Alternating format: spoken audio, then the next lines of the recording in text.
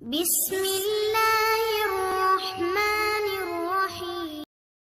فتح کیے اور مسلمانوں کو عروج ملا ارطغرل غازی کے آنے سے، کیونکہ پہلے مسلمان دبے ہوئے تھے اور مسلمانوں کو حقوق نہیں دیا جاتا تھا، ان کو گاجر مولی کی طرح کاٹ دیا جاتا تھا۔ تو ارطغرل غازی جیسے آئے اور جوان ہوئے تو اس نے جہاد کی شمع کہ ایک بیٹا پیدا ہوا جس کا نام عثمان رکھا گیا۔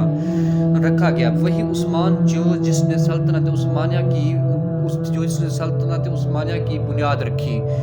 جب اس کی عمر 30 سال ہوئی تو ارطغرل غازی اس دنیا فانی سے چلے گئے اور کونیاک نے اس کا تمام علاقہ عثمان غازی کو دے دیا اور اس کے ساتھ اپنی بیٹی کی شادی کروا دی۔ عثمان خان اور بہت جلدی وزیر اعظم کے عہدے پر پہنچ گئے کہ 699 بمطابق 1297 میں غیاث الدین تاتاریوں کے ساتھ لڑتے ہوئے ہلاک ہو گیا۔ اس کا کوئی بیٹا نہ تھا، اس لیے ارکان سلطنت نے منفردانہ طور پر عثمان خان کو اپنا بادشاہ تسلیم کر لیا۔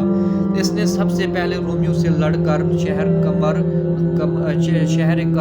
قہراسار چھین لیا اور اسے اپنا دارالسلطنت بنایا۔ شروع میں اسے عیسائیوں کی مخالفت سے واسطہ پڑا، چنانچہ جب عیسائیوں نے کونیا پر حملہ کرنے کے لیے فوجیں جمع کی تو عثمان خان نے مجلس سے مشاورت منعقد کیا۔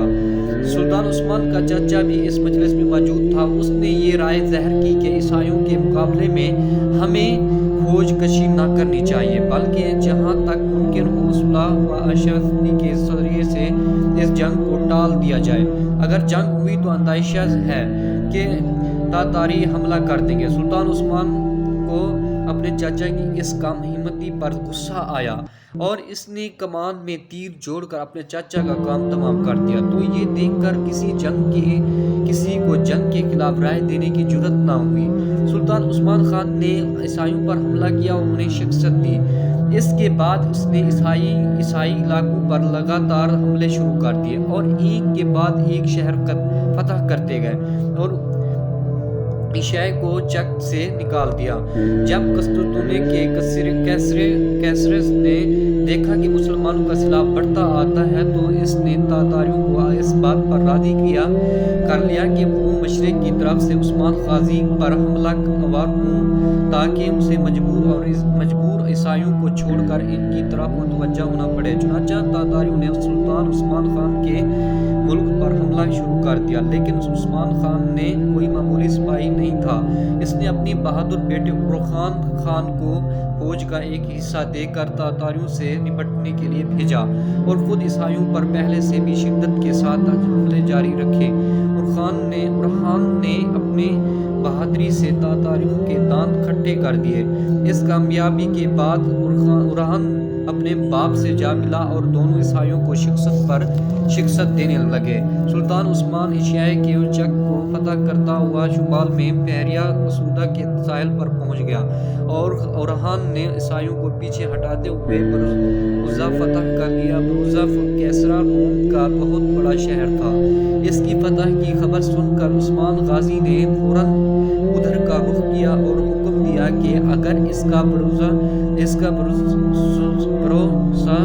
پہنچنے سے پہلے ہی انتقال ہو جائے تو اس کی لاش وہاں ضرور پہنچے، لیکن وہ خیر و عافیت بروزہ میں داخل ہوا اور کئی روز وہاں رہنے کے بعد وہاں فوت ہوا۔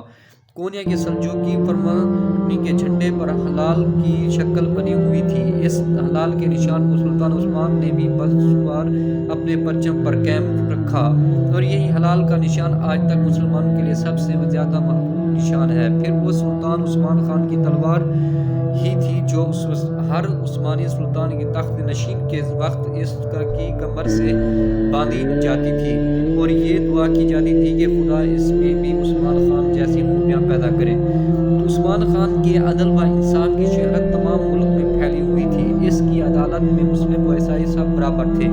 رعایا کی بہبود اس کا نصب علین اور ملک کی خوشحالی اس کا مطمئن نظر تھا۔ اس کی فتوحات اگرچہ عظیم الشان معلوم نہ ہوئی اور مگر حقیقت یہ ہے کہ اس کی چھوٹی چھوٹی